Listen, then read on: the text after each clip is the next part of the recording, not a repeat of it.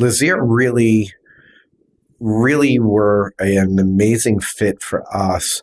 We really liked their team. We liked their attitude. We liked their honesty. And I think they gave us what I thought was a very realistic value. And that's a key element, right? And I think going PE, they're going to tell you that your company's worth 10 times more. And then when you go into due diligence, they're going to come up with a very long list of why it's not. And it's a strategy for purchasing. ESOP is completely different at every level. From Lazear Capital, this is the ESOP Insider. And welcome to our final episode in our 4-part series. If this is your first time joining us, I do recommend going back to episode 1 to get caught up on all things ESOP. Now, to date in this series, we have tried to give you a well-rounded education on ESOPs and their practical application. In episode 1, we got a crash course on ESOPs from industry expert Ted Lape. Episode 2, we sat down with ASI Roofing and had an in-depth discussion about how their ESOP increased profitability and productivity metrics, as well as helped shepherd in new blood to take the leadership reins. Then in episode 3, we chatted with our friends over at Axia Consulting who leveraged their ESOP as a growth strategy, as well as a tool for retention and recruiting consultants to their firm. And today, we finish our tour with Rudy Caligari of Edge Rentals in New York. Now, Rudy brings a very unique lens to the conversation, having himself been through just about every type of deal possible.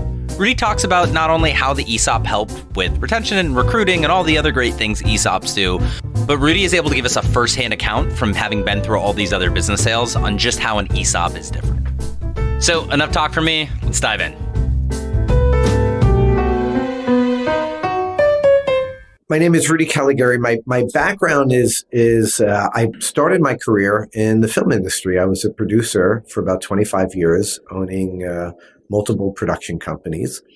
I had the opportunity to go around the world and I filmed in about 40 countries and I think 40 some odd states. I was really fortunate enough to do that. And being New York based for the most part, we realized that there was a need for a better solution for transportation. My business partner, having been in the car rental business for many years, we decided to go into the car and truck rental business to supply the entertainment industry with the products that they need to move their people and their equipment around.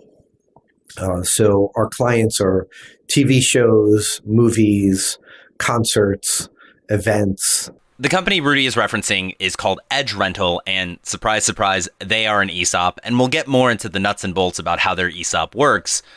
But let's go back to Rudy on starting it all. Edge, by the time I started Edge, it was my third or fourth company. I've been an entrepreneur, business owner, a business starter for the better part of my whole career.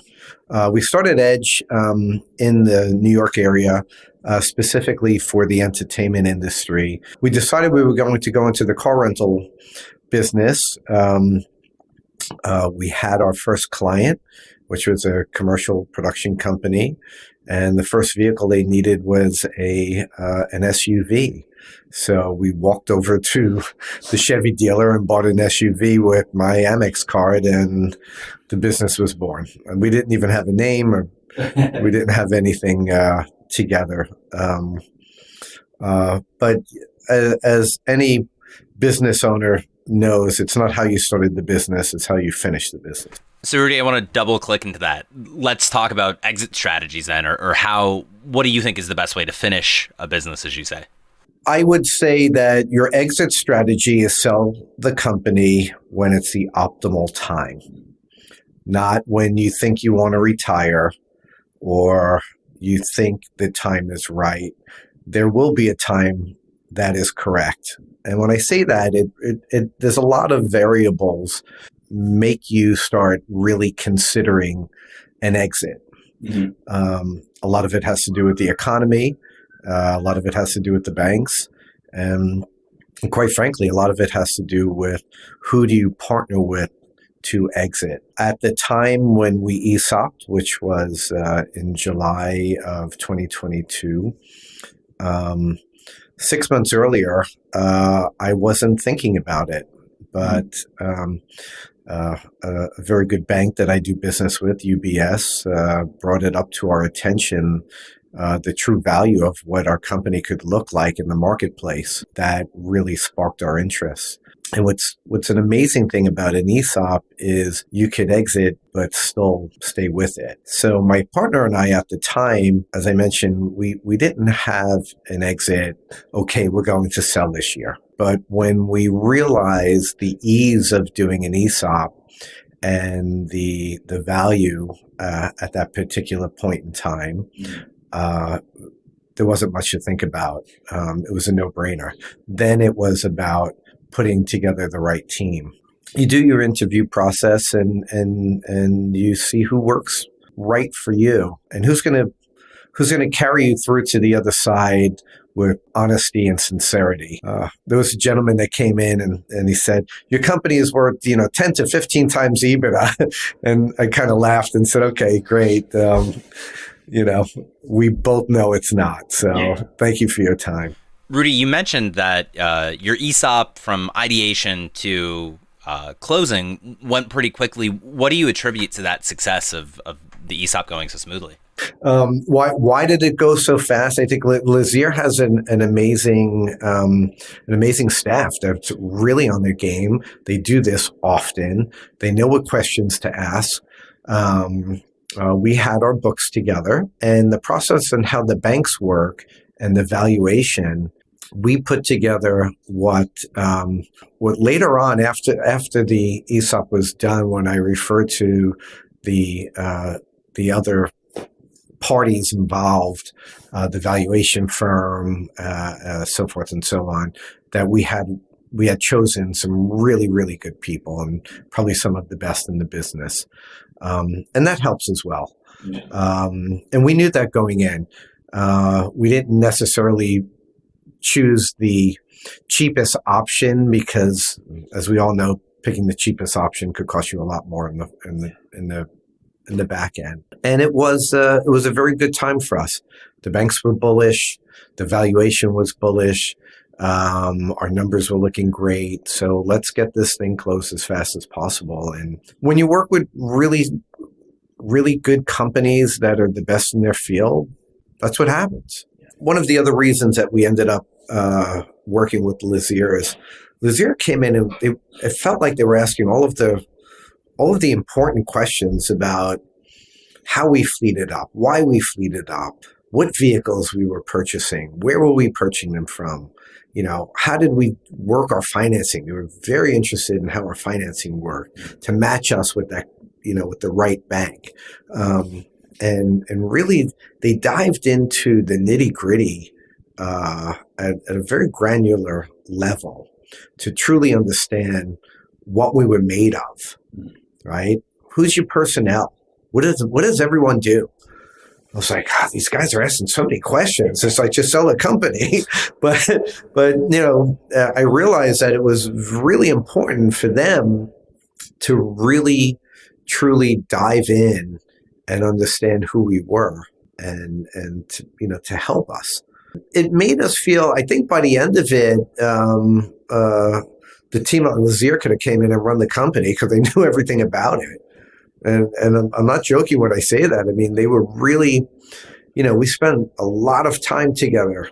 Even though it was a short amount of time, they were, anytime they had a question and it was an in-depth question, they just hopped on a plane and got here and we sat down, we had lunch and walked around our lot and showed them the vehicles and, talked to them about the problems we were having. Maybe we had a recall with a certain vehicle or, with a back order with trucks or whatever it was. And they really got into understanding it at a really detailed level. And I think it, of course it helps because when they're, pitching to a bank on why to work with us, they really understood who we were. That's super important. I've worked with brokers in the past that I didn't get it or understand at all what we were doing. And that's right. It takes a lot of time and effort. I bet for the amount of time and effort they spent working with us, they probably could have got another deal done, but they did it right. Rudy, I find your story pretty unique in this, in that you've been around business deals for long enough and you've seen about every which way to structure a deal. What are some of your thoughts on an ESOP versus, say, private equity, a merger or an acquisition, or a private sale? Yeah, it was. I have done I've done PE. I did mergers. I did strategic sales. I've raised money with private equity. I've kind of bounced around depending on the industry and the business at hand. This was my first ESOP. Like most people, I knew very, very little about it until I started to really look into it. And I don't know, maybe being a cynical New Yorker, the first thing I said to my business partner is, I'm like, is this even legal? It doesn't seem, it seems too good to be true. And typically when things are too good to be true, there are. And obviously there are things about ESOPs that may or may not work for the individual or the company. If you want a fast exit and not maximum value, but maximum amount of cash up front, an ESOP's probably not for you. If you want to stay around, an ESOP's for you. If you want an exit, but you're okay leaving a note on the table, the ESOP's for you. And, that's a key element, right?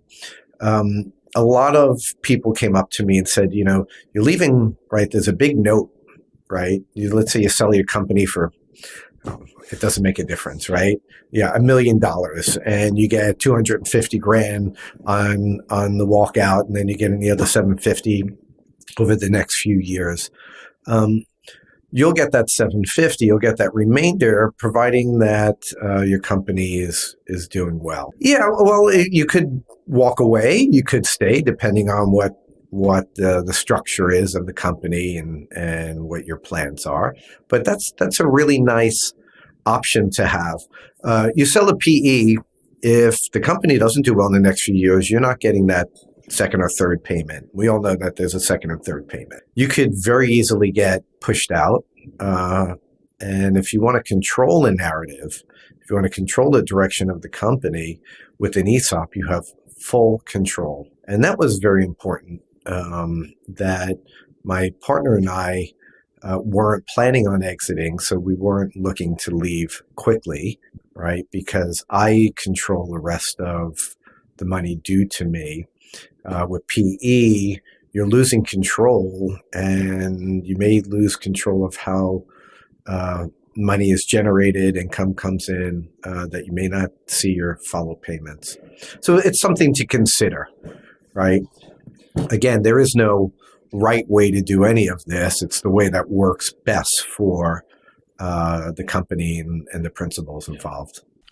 Rudy, it's pretty clear talking to you. You obviously care a lot about your company and your employees. How did the employees, receive the ESOP when they first heard of it? Many of the employees at Edge are outside of Social Security and what little they're putting into 401ks. In today's world, that's not enough to retire, especially living in New York, New Jersey, Connecticut, where most of our employees are.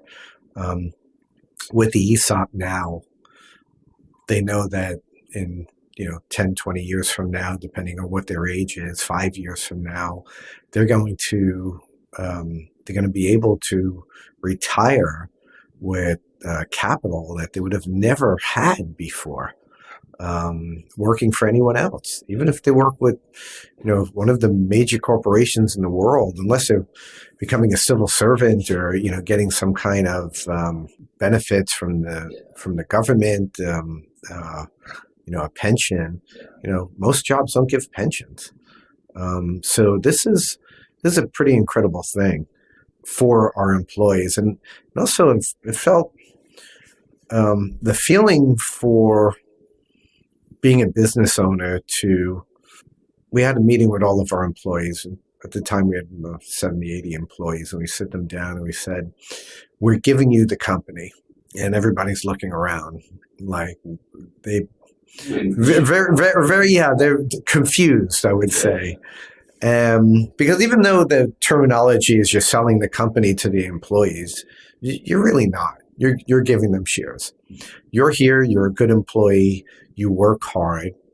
In your bank, every year you'll have more and more shares. It costs you nothing. So it's an amazing feeling to do that. That's something that, out of all of the business deals I've ever done, the day that we did that was an incredible day for myself and my partner. We both got very emotional. Oh, it was like, I don't know, going to your kid's wedding. You're trying not to cry so much. But it was a very emotional day for us, and it was a day that we were very proud to say all of your hard work pays off. Someone's not an owner. You pay them $150,000 a year in New York. They come to work. They pretend they care, but they may not, right? Another employee offers them $175,000. Very good chance they may leave if it's apples to apples. There's no more apples to apples anymore, right? They're making $150,000.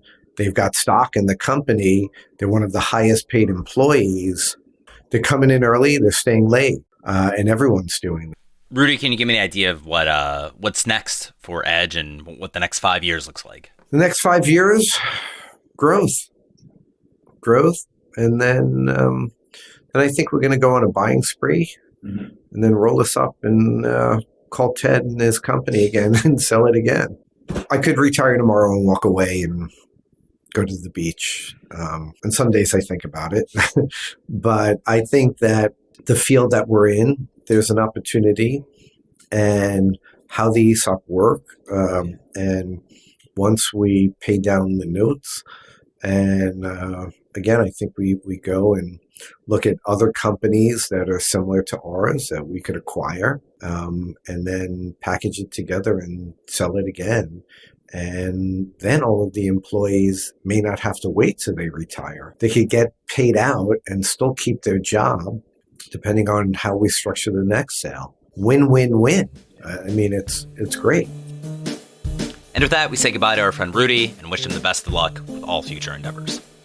What I love about Rudy's story is how strategically he thinks about all the pieces of a business, and how, like in chess, he seems to be 2 moves ahead always. It was his due diligence and previous structure that allowed for that quick ESOP deal. Now, as we near the end of our program here, I'd like to bring in one last person to help us put a bow on all of this.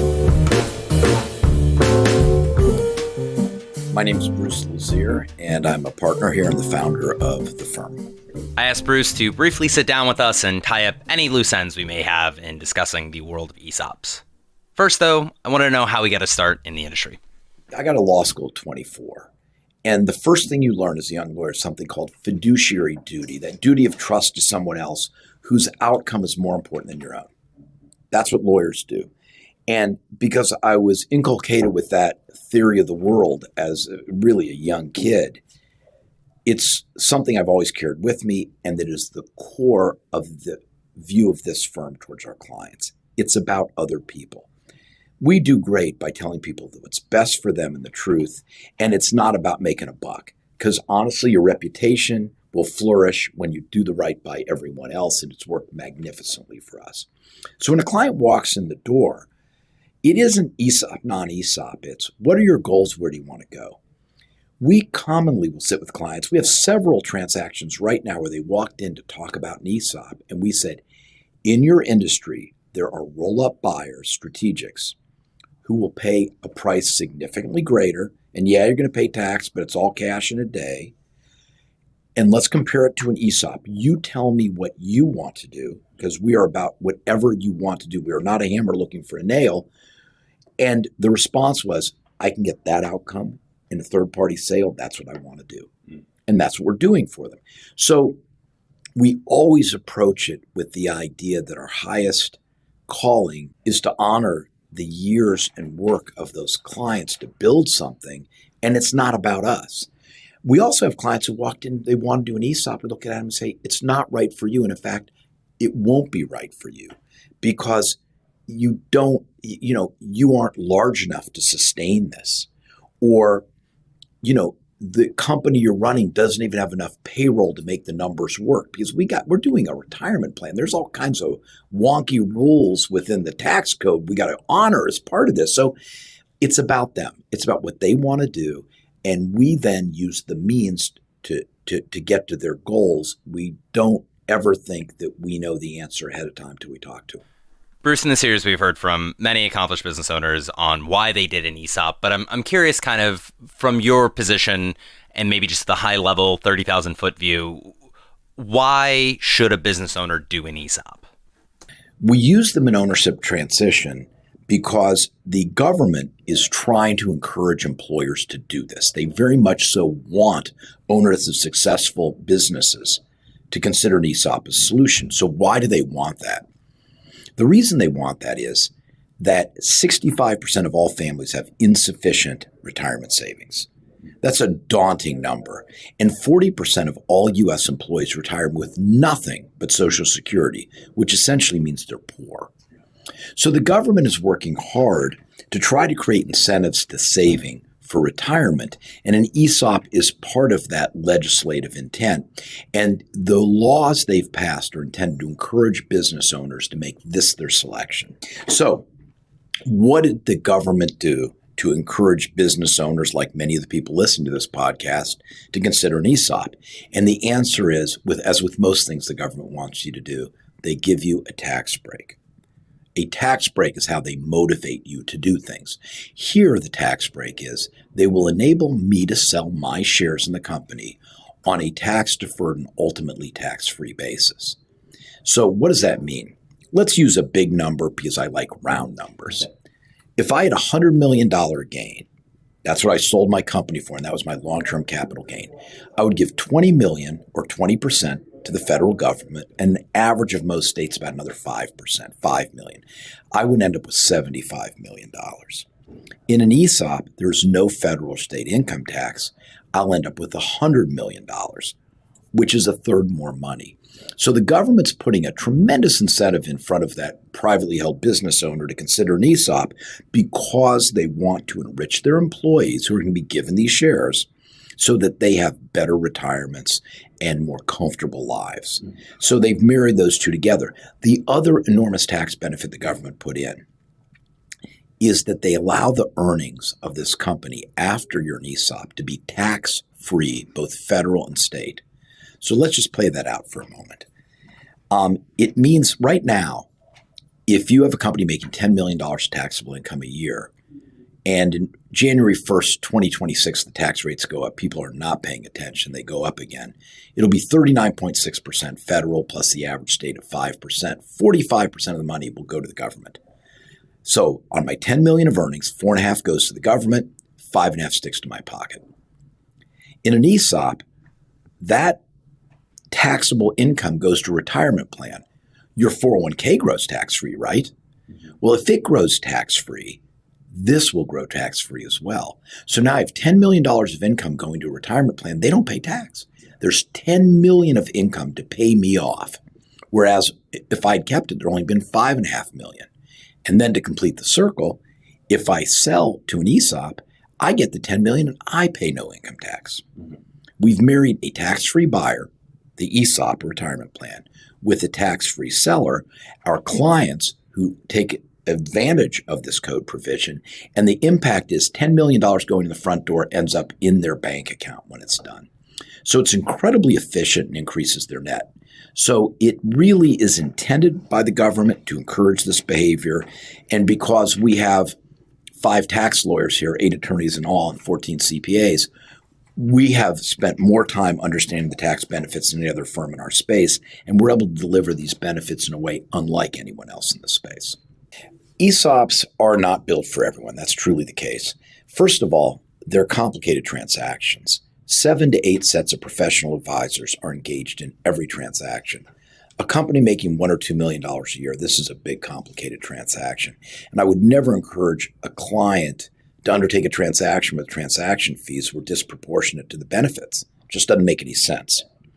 So larger size, $3 million in EBITDA and up is typically where we start, but our average transactions are materially larger than that on average. Two, you want a company that doesn't have explosive growth. If you have a high-tech company that could trade at 15 and 20 times earnings, we can't duplicate that in an ESOP, even with the tax benefits. And the reason why is we're allowed to pay fair market value, and that's dictated by the tax law, fair market value. Well, fair market value is what a financial buyer would be willing to pay. So a financial buyer is someone who's buying your earnings. They aren't your competitor who can kill half the jobs in the place and move the production to Mexico. There's advantage. Those are called strategic buyers. They're already in the business. Strategic buyers have cost elimination and maybe margin expansion that allows them to pay extraordinarily high prices. We still are regularly and actively engaged in sales to strategic buyers. Our firm is not a hammer looking for a nail that everything's an ESOP. The largest transaction most years is not an ESOP here because it's a client that has something that the strategic buying community will value much higher. And we apprise our clients of that. Now, we have other clients who, even in that circumstances, may look at the wealth they're creating and look at their own goals. And goals are not as simple as financial goals. I think most investment bankers think all you do is look at the money. And fortunately, we aren't them. We're completely different. We look at what does this person want to achieve with their lives? What are they trying to do? So many of our clients are interested in wealth creation for themselves and their families, as you would naturally expect. But it's not uncommon for a client to think of the goals much larger than that, which is, what does it mean to the team of people who made me wealthy? How can I pay them back? A strategic buyer that is going to lay off half the workforce and move the plant to Mexico, well, maybe I could get a little more money, but maybe I don't care about that marginal dollar as much as I care about preserving the jobs in my team. We're not here to be their moral, to choose that for our clients. Every one of them has spent most of their adult life, if not generations, building to this day. And they should do whatever they deem appropriate because they've earned that right.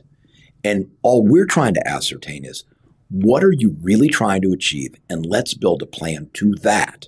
You don't start with, let's do an ESOP or let's do a strategic or let's sell to private equity. You start with, where do you want to go? And what are the means best available to achieve the realization of those goals? So that's really where we start. And if you work with us, the first thing we do in our introduction to ESOPs meeting, we spend serious time on financial goals and personal goals, such as, I want to rebalance my work versus family life. That's a personal goal. That's not about money at all. Is estate planning important to me? Am I really thinking about future generations? Am I thinking about my senior team and how to take care of them? Or maybe I have kids in the business that I sell. It seems like they won't get it, but maybe in an ESOP they get the chance to lead and get a lot of the value. So there's many, many things we ask about with the intention of ascertaining what's important to them and then building a bespoke plan that speaks to those goals and that we can actually deliver on those goals. Bruce, we've obviously espoused the benefits of doing an ESOP, but candidly, are there any downsides to doing an ESOP to a business owner? It's interesting. In our transactions, people always say, what's wrong with them? It sounds so good. And in the first meeting, in the first 10 minutes, I want to make sure I say this, which is, this is not an all-cash deal. This is not an all-cash deal.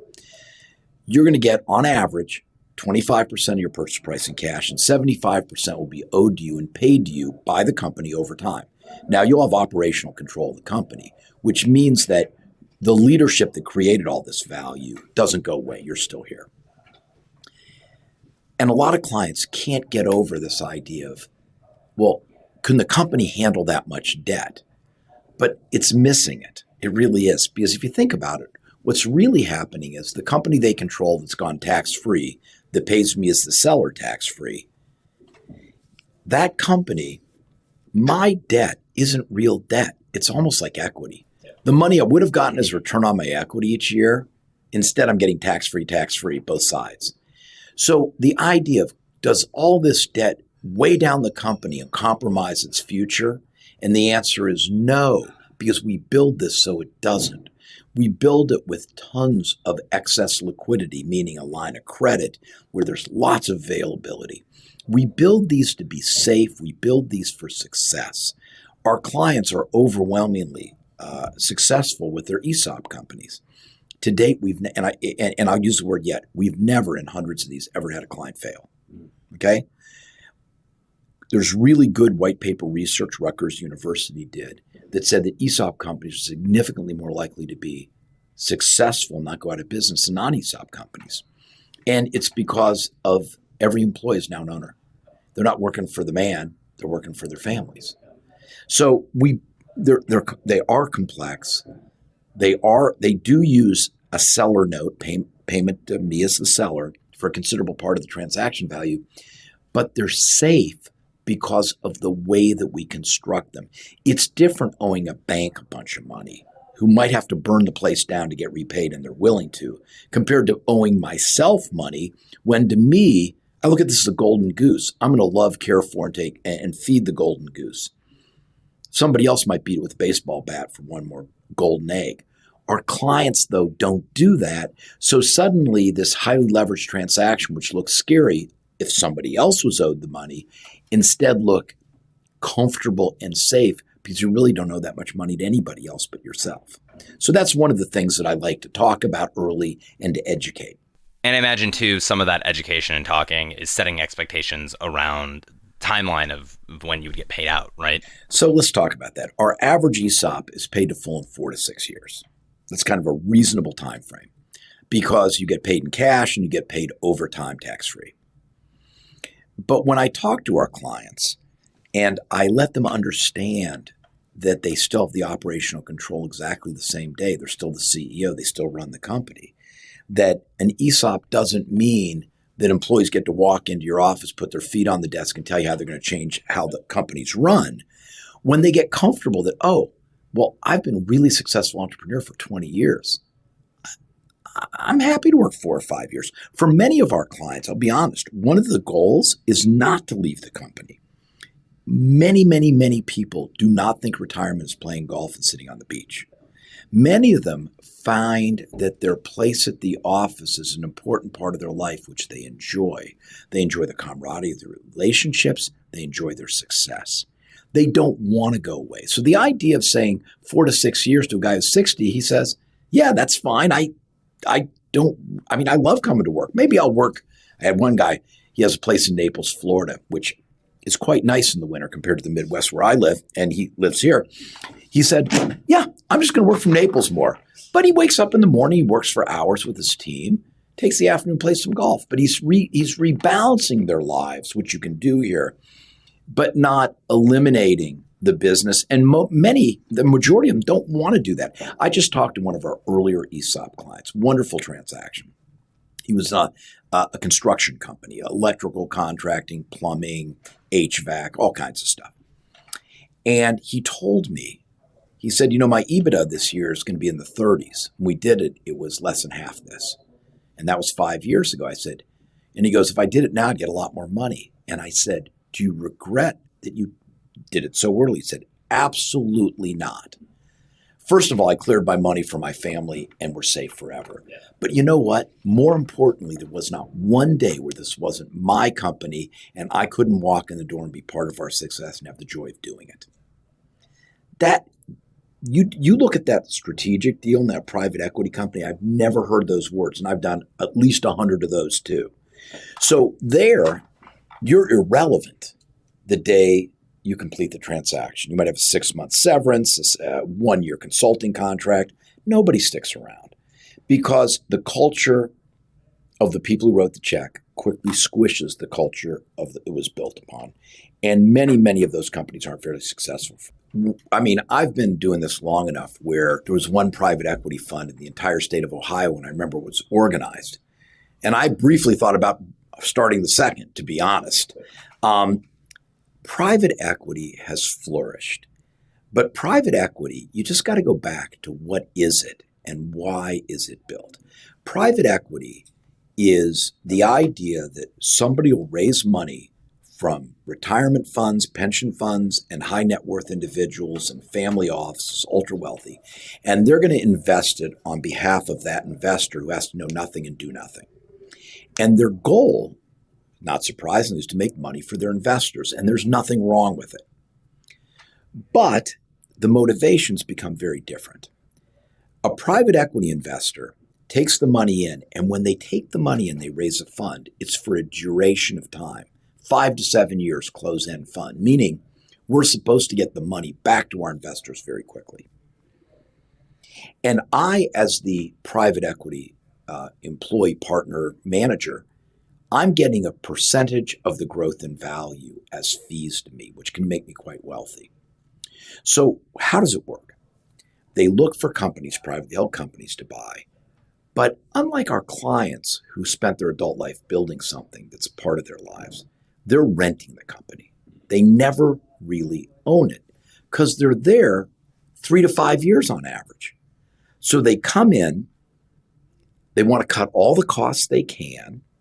They probably want to do some other acquisitions and jam a few of these companies together, which of course makes lots of jobs irrelevant, lots of cost cutting, a lot of people cutting, with the expectation and hope they can buy you at 7 times earnings, 6 times earnings, 5 times earnings, get a couple other things, cut a bunch of costs, and sell it at 9 times earnings in year 3, and make a bunch of money and distribute it to their investors and themselves. But if you think of the business as more than simply an economic opportunity, what you're going to see here is lots of unhappiness. I do not know a client of mine who sold to private equity who ultimately was happy 5 years, 3 years later, because they see that the thing they loved doesn't look anything like what they built. And I'm not faulting the private equity guys for going to make money. That's their job. And I'm not faulting the guy who takes their money because that's okay too. They have the right to make their decisions. So it's not, so in the tortoise and the hare gets out to a start, but the tortoise passes it. The tortoise is the ESOP. I have a client of mine, not a client, a friend of mine, who I showed an ESOP opportunity to. He fundamentally didn't believe in his future earnings. He fundamentally knew that he was in the best year he ever had and questioned the future. And private equity put a bunch of money up and he took it. And you know what I told him? Good for you. That was the right move. If he'd really believed in the earnings, he knew mine was way more in an ESOP setting, but he didn't. And I didn't encourage him to do an ESOP. In fact, I told him he should do the other transaction because it was a ton of cash. And if the thing blows up behind him, it's not his problem. And he fears it because he has experience. He knows his industry is very volatile. So private equity can work. The great advantage of private equity is cash at closing. The downside is loss of control of your business, absolutely. And candidly, the culture that you built is going to go away. It's not an if, and it's not even when. We know when that happens from the second somebody comes in. So it's a very different thing. Now, let me compare and contrast to strategic sales. Mm-hmm. If I'm looking for the most cash and the least strings, I sell to my competitors because they know my business. The private equity firm commonly walks in, doesn't even understand your industry, and they ask lots of silly questions that your competitors know the answer to. They'll pay more because they have cost eliminations the private equity group doesn't have. Mm-hmm. It's an all-cash deal typically, and it's the highest and best outcome if you ignore the taxation and you just want to get cash off the balance sheet. And we're doing some very large strategic deals right now. ESOP couldn't come close. They're paying absurd prices. I've had much better outcomes for clients with strategic than private equity. I find private equity to be a generally unpleasant outcome for our clients. And the ESOPs are the happiest outcome for the clients, just because they get so many goods that aren't just about money. Mm-hmm. And they frankly usually get more money because of the tax benefits. And Bruce, before I let you go, I'm curious, what's the future of Lazear looking like? What's the next 5 years? People ask me regularly what the next 5 years look like. And, my answer is that what we've been doing is what we will continue to do, which is to get smarter and more technical, which enables more innovation while we exercise our creativity, which will create better outcome for our clients. At the same time, we will continue to bring in market leaders who will become Johnny Appleseed, the evangelist for ESOPs throughout the country, which will allow more privately held owners to realize there's a third choice. I don't have to sell to my competitor. I don't have to sell to private equity. I can do something that speaks to me and my goals and candidly gets me more money because the tax benefits. We're going to continue to do that and find new industries where our expertise unlocks value for owners and for their employees. We have, created an entire industry in our healthcare section where senior living and multi-unit senior living and post-acute care, these owners didn't have a good option of any kind. And our innovations are creating an incredible opportunity for those people and every single one of those caregivers in the four walls taking care of my mom and other people's moms. So we're going to continue to get better at our jobs. We're going to continue to have creativity flourish, and we're going to continue to come up with novel, innovative solutions that aren't out there that empower lots of people to have better lives. We'd like to thank Rudy of Edge Rentals for giving us his time today, and we'd like to thank you for hanging with us during this 4-part series. We hoped you enjoyed it as much as we loved making it. Now, the goal of this series was to give you a broad view from the lens of a business owner on ESOPs and their application. But one takeaway I hope you have is that every ESOP is unique. So, with that said, I implore you to reach out to our team here at Lazear to help decide if an ESOP or any other sale might be the right option for you and your company. No matter what step of the business sale process you are in, we want to be a resource to see if Lazear Capital can be a good partner for you and your team. You can drop us a line or get in touch with us at lazearcapital.com. That's LAZEAR capital.com. Till next time.